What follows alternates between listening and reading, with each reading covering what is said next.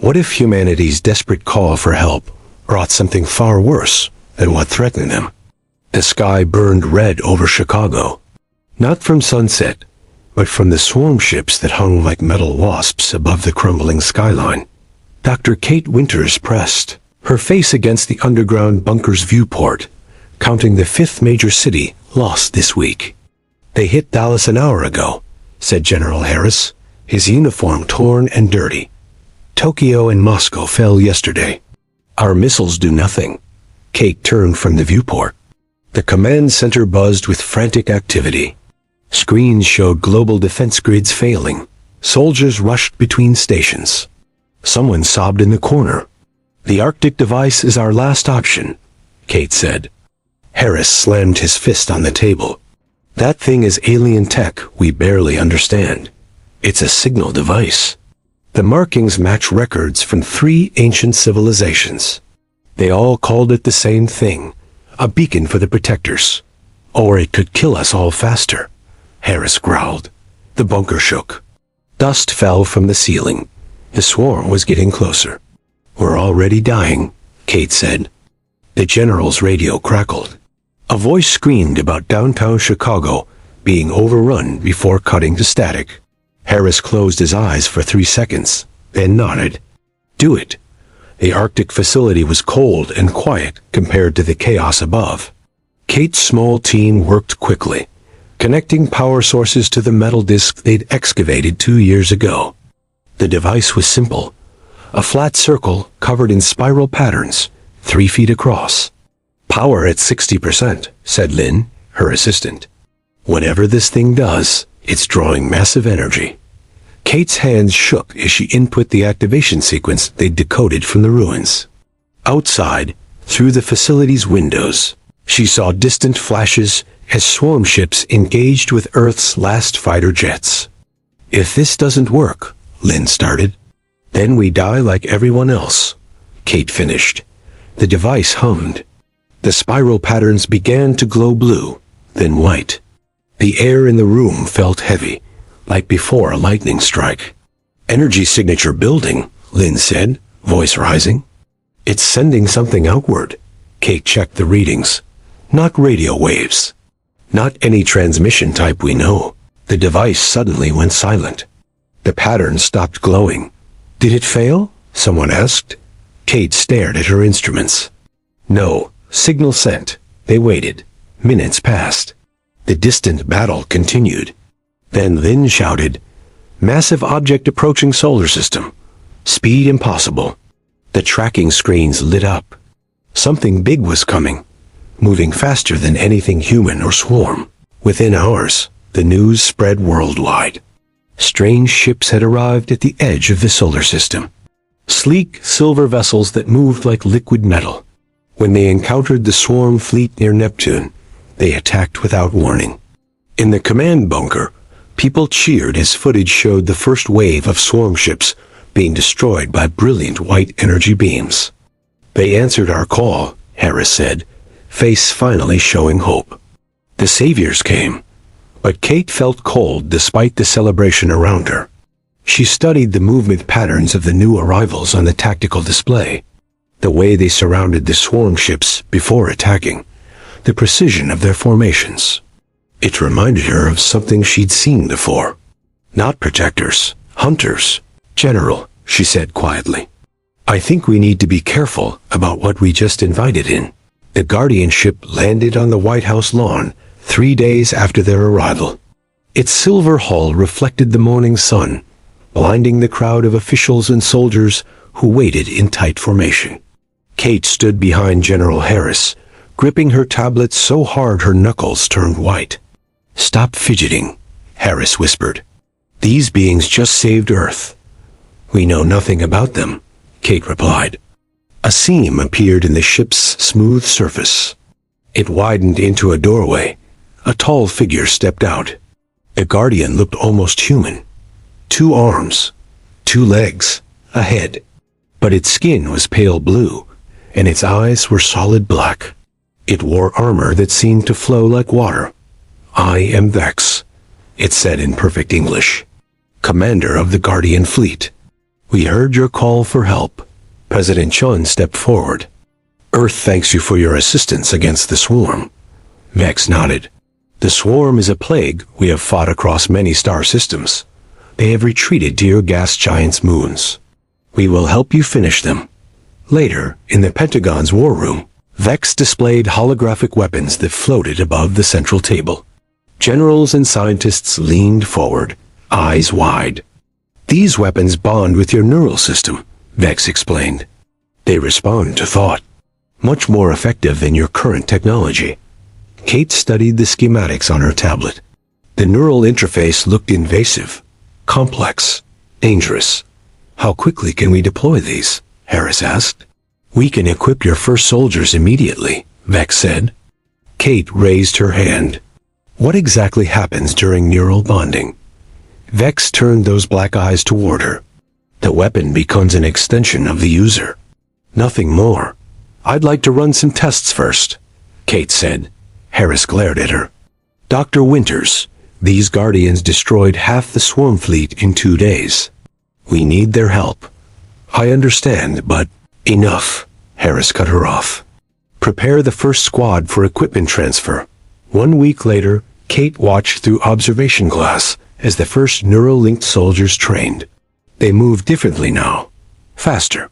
Their Guardian weapons glowed blue in their hands, shifting shape as needed. Impressive, isn't it? Harris said, joining her. Kate pointed to Private Jenkins, a young soldier she'd interviewed before the procedure. Look at his eyes. Jenkins fired his weapon at a target. His face showed no emotion, no strain, no humanity.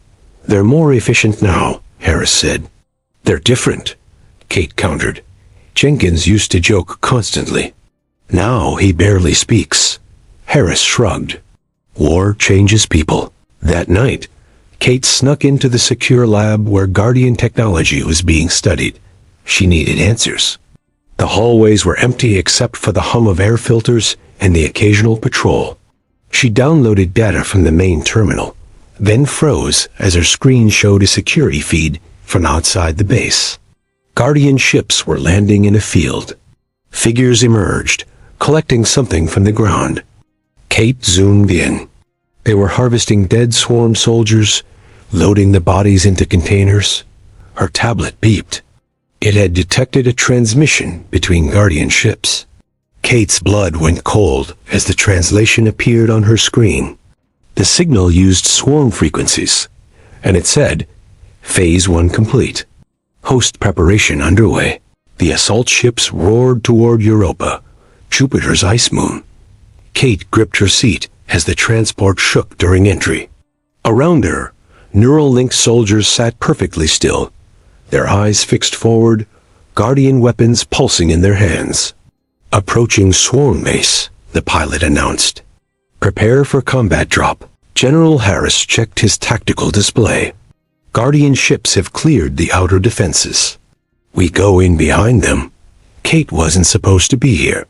She had convinced Harris she needed to study swarm technology firsthand. The real reason hung heavy in her jacket pocket, a data drive with her findings about the Guardians. The ship landed with a hard jolt. Doors hissed open. Cold air rushed in. Move out, Harris ordered. The soldiers marched in perfect unison. No fear, no hesitation. Kate followed, her breath visible in Europa's thin atmosphere. The sky above was black, Jupiter's massive form blocking the stars. Guardian ships fired at swarm positions ahead. Blue energy cut through alien structures. The ground shook. Dr. Winters, stay with the second squad, Harris said, pointing to a group led by Jenkins. The private's face remained blank as he nodded. They moved through the swarm base. The walls were organic, almost like hardened coral. Dead swarm lay everywhere, their insect-like bodies torn apart. Kate noticed something strange. The Guardians weren't just killing the swarm. They were collecting them, placing bodies in containers. Why are they taking the dead? She asked Jenkins. He stared at her with empty eyes. Guardian orders. A sudden explosion knocked Kate to the ground. Swarm fighters swarmed from a hidden tunnel. Weapons fire filled the air. "Get down!" someone shouted. Kate crawled behind a fallen structure. A swarm soldier landed nearby, wounded. It clicked and hissed, its mandibles moving. Kate's translator picked up the sounds. Words formed on her screen. Not enemy. Warning. Came to warn. Before Kate could respond, Jenkins appeared. He shot the swarm soldier without hesitation. "Hostile eliminated," he said flatly. Kate stared at her screen. Warning? What warning? Later, in a secured section of the base, Kate found a terminal. She connected her tablet, while the soldiers secured the perimeter. Ancient symbols filled the screen. The same patterns from the Arctic device. "This can't be right," she whispered. The text described two species that visited Earth thousands of years ago. One came as friends, the other as parasites that consumed worlds. Kate's tablet beeped. It had finished analyzing the Guardian transmission from earlier. Phase 2 initiated. Host bodies accepting neural control. Begin resource extraction. A map appeared, showing Guardian ships landing at key points across Earth. Cities, farms, water sources. Kate's hands shook as she downloaded the data. She had to warn someone. Anyone still thinking for themselves. A shadow fell across the terminal. Kate turned. Jenkins stood there, his weapon raised. 5 more neural-linked soldiers flanked him. "Dr. Winters," he said, his voice now carrying an odd echo. "Commander Vex requests your presence." "Jenkins," Kate said, backing away. "What did they do to you?" Jenkins tilted his head. When he spoke again, it wasn't his voice at all. "We are improving him," said Vex's voice from Jenkins' mouth. "As we will improve all humans." Kate ran. Her boots slipped on the icy floor of the swarm base as Jenkins and the other controlled soldiers pursued her. Alarm sirens wailed. Red emergency lights flashed along the corridors. She ducked into a narrow passage. Her breath came in short gasps, forming clouds in the cold air. The tablet with the crucial data was clutched against her chest. "Dr. Winters cannot escape," Jenkins' voice echoed, still speaking with Vex's unnatural tone. "All exits are secured?" Kate reached a junction and froze. 3 paths. No time to choose. Footsteps approached from behind. A clawed hand grabbed her arm and pulled her into the darkest passage. Kate almost screamed until she saw it was a swarm soldier, smaller than the others, with damaged armor. "Follow." It clicked in broken English. Safe path. Kate had no choice. She followed the alien through twisting tunnels, deeper into the base. The sounds of pursuit faded. They emerged into a large chamber. 5 more swarm waited there, their insect-like bodies tensed at the sight of a human. "Why help me?" Kate asked. The swarm that had guided her stepped forward. "I am Krikta, speaker. We came to warn Earth. Guardians are devourers." Kate showed them her tablet. "I found your message. The Guardians are controlling our soldiers through neural links." "Yes," Krikta clicked. "First soldiers, then leaders, then all. They've been harvesting your dead," Kate said. "Not dead. Changed. Guardians consume, transform, use. We are food and tools to them." A distant explosion shook the chamber. Dust fell from the ceiling. "They hunt us across stars," Krikta continued. "We tried to reach Earth first. To warn." Kate's tablet beeped with an incoming transmission. It was from Earth. She opened it. The screen showed chaos. Guardian ships hovering over major cities. People being herded into protection zones by neural-linked soldiers. Massive machines drilling into farmland, forests, oceans. General Harris appeared on screen. His eyes were now black, like Vex's. "Dr. Winters," he said with that same echoing voice. "Your resistance is noted. Return to Earth for neural integration." Kate shut off the transmission. "We need to stop them." "How?" Krikta moved to a wall covered in symbols. "Long war. Many worlds lost. We found way to break neural control. The swarm revealed a small device. It pulsed with green light. Disrupts Guardian control signal, frees hosts. But needs stronger version for Earth distance. Kate studied it. I can help modify this. But we need to get back to Earth. Dangerous, Krikta warned. Guardian mothership now in Earth orbit. Beginning atmosphere change. Change? For what? To make Earth like Guardian home world. Humans cannot breathe. Only hosts survive. Kate's mind raced. How long? Days. Maybe less. Another explosion, closer this time. The chamber shook violently. They found us. Another swarm clicked. Krikta handed Kate the device. Take ship. Small. Fast. We cover escape. Come with me, Kate said. No, we fight. Buy time. The wall behind them burst open. Jenkins and 20 neural-linked soldiers poured in, weapons firing. Blue energy cut through the air. Krikta pushed Kate toward a hidden exit. Go. Save your world. Kate ran as the swarm engaged the soldiers.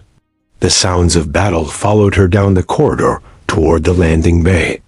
Behind her, she heard Jenkins' voice call out, "The human has the disruptor. Stop her at all costs." Earth's sky had turned purple. Kate piloted the stolen swarm ship through thick clouds that tasted like metal. The air burned her lungs. Guardian atmospheric converters had already begun their work. Below, Chicago looked different. Massive Guardian structures now covered downtown. Their ships hovered everywhere, beaming down strange energy. Kate landed the ship in a hidden underground parking garage where her message had directed her to go. The disruptor device was strapped to her back, modified with swarm technology during the journey home. A group of people emerged from the shadows. Scientists, soldiers, civilians, all with fear in their eyes. Dr. Winters? A woman stepped forward. I'm Dr. Lin.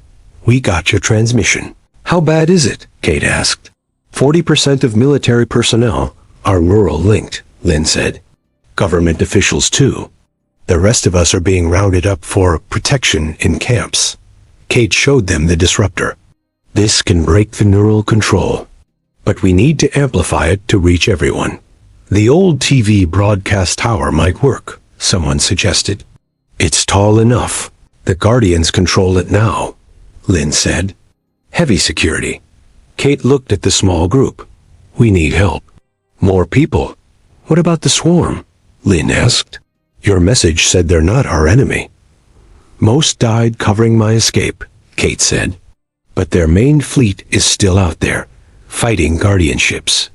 A man with military posture spoke up. I can reach them. I was Air Force before all this. Still have access to deep space communications. They worked through the night. The air grew harder to breathe. Outside, Guardian patrols marched through streets, their weapons glowing blue. By morning, they had a plan. The assault on the broadcast tower began at dawn.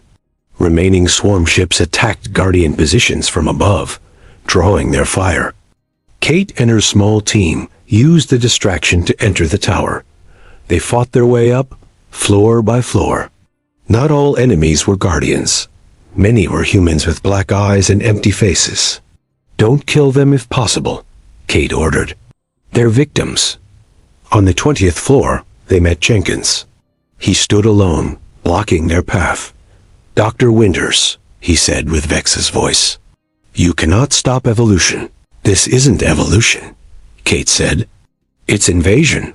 Jenkins raised his weapon. Kate fired first. The shot hit his shoulder. He stumbled, but didn't fall. The neural link makes them stronger, Lin warned. Kate pulled out a small device, a prototype disruptor she'd made. She activated it.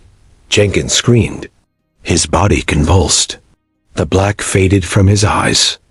Kate, he said in his own voice. What happened? What did I do? Later, Kate said. Help us now. They reached the top of the tower. The main disruptor was heavy.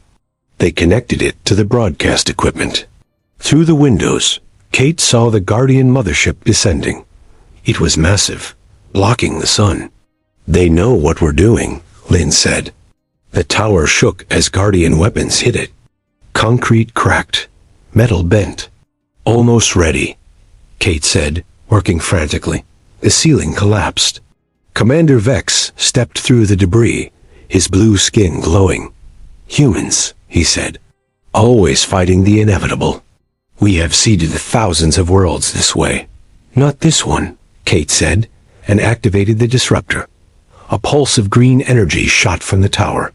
It spread across the sky in waves. Below, neural-linked humans stopped, screamed, collapsed. The Guardian mothership faltered.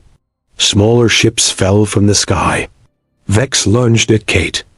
Jenkins jumped between them, taking the blow.